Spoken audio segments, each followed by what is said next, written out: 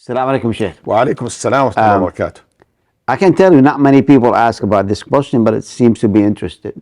He says, can you please explain in detail what is a Misyar marriage and is it permissible? And it's asked by a brother, actually. Not Okay. right. Bismillah, alhamdulillah, salatu wassalamu ala rasulillah wa ala alihi wa sahbihi wa man wala. Zawaj al-Misyar is a new term that happened in some Muslim country. And the word Misyar, it means somebody who comes and goes. Right. And this originally, there is a story happened because I lived in that part of the world when it started.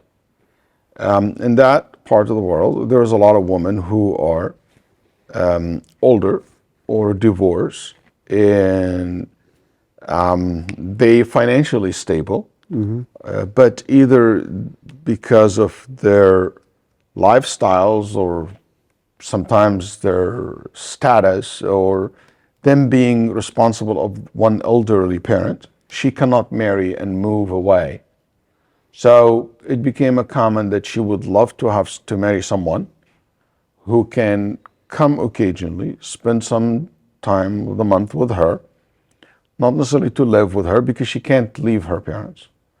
Also, she doesn't need, some of them said, you can marry me, you don't need to worry about financial responsibility. You don't need to spend anything on me. I am giving up all my rights. I have money. Okay? These two scenarios where all this whole Zawaj al-Misyar started, where people will be married, an official marriage.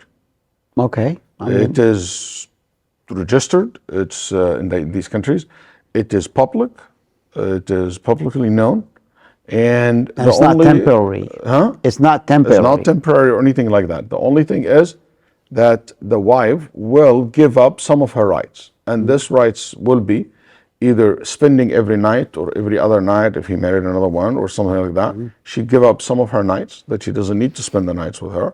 Also, she gave up some of her rights when it comes to financial rights, that she doesn't need nafaqah. Is Islamically that acceptable? Yes, because marriage is a contract. As long as I'm not forcing you to give up your rights. You know? I'm not forcing you. I'm not putting you in a position where you have to give up your rights. No, you willingly, I don't want these rights, and in return, I will gain something else. Okay, so maybe I'll gain some freedom. I'll gain some, that I will be able to spend more time with my family, whatever, working, people have a different reasons for that. So as long as the contract is and it does not contradict the essence of marriage, because still there is relationship, there is love, there is family, there is home, there is, some of this situation can be temporary in the sense it's for temporary time. I'm not gonna support you financially until I graduate, for example, until I land a new job, and after that things will go to normal. But the actual contract is not a temporary. That's haram. Okay. So that's what you mean by temporary. Temporary, the temporary circumstances are temporary. My father now for a year or 2 years, if he passed away and I don't need to be with him or my parents anymore, or they became healthy, or my brother come back from traveling and they will live with them, I can move and live with you. So this temporary situation should not prevent me from marrying. I still marry and I give up some of my right until things fix. Okay. So what later on this developed to be something which is not kosher, not halal. What is it? Somebody will go to a country for a week. He marry a woman and divorce her after a week. That's not allowed. Literally, they go to a country for a week or a couple of days and they will marry someone in these days. That's a zina, but just wrapping it up in a halal wrapper. Just to look okay.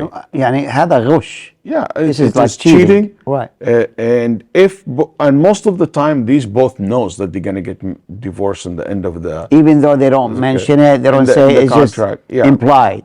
It's very clear between both of them that I'm here only for a week and I'm divorced. We're gonna leave each other after the week. So that's a temporary marriage, and temporary marriage is haram in Islam, and mut'a is haram in Islam. Also, another format for it is not a temporary nature, but secretive, completely secret. Nobody knows anything about it. Even her family don't know anything about it. And his family, no one knows about it. Maybe they had 2 witnesses, but that's it, no one. That's also not allowed in Islam. Secret marriages are haram in Islam. That's not misyar, that's secret. That's a secret marriage. And Nabi sallallahu alayhi, Aisha radiallahu anha said that what differentiate marriage from adultery is a duf, is the celebration. I'm not saying when you get married you have to put it in your Facebook and you put it like in your social media. I'm not saying that to the whole world to know, but at least it is not kept secret. It is not something that you are hiding from people. It's not something that nobody knows about it from your. What if you die tomorrow? What about this woman's rights? Right.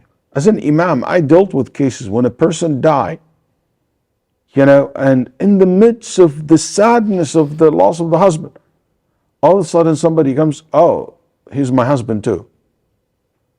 And it became devastating for the wife. Oh, I'm his son, I'm his daughter too.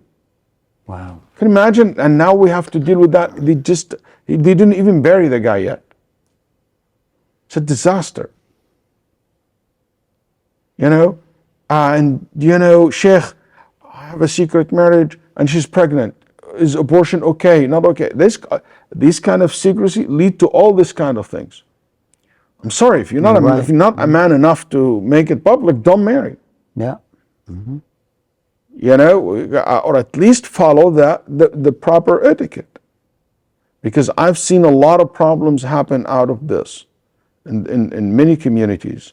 Okay, so I think we need to be clear about this, and we need to, not to bring Islam in the middle when it comes to you fulfilling your own desire. Because Islam allowed you to marry, but also put conditions and rules and regulation to this. And also give us a wisdom, not just to follow your desire. If I'm going to follow my desires and in the return, I will lose my family, I will lose my kids, I will lose my wife. Ya akhi, if you have a problem with your wife and you're first married, the solution is not to marry another one. The solution is to fix your first marriage.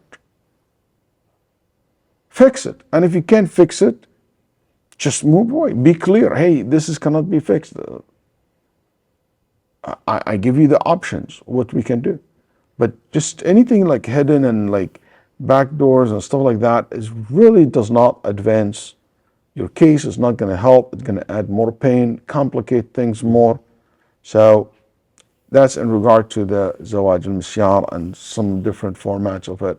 May Allah subhanahu wa ta'ala to give us all success. So bottom line, for it to be allowed, it has to be public. It is basically a woman giving up some of her rights, but it doesn't mean that it's not a marriage. It has to be publicized, and it has to be permanent. Yes, right. Jazakallah khair, Sheikh. Reaction. Thank you.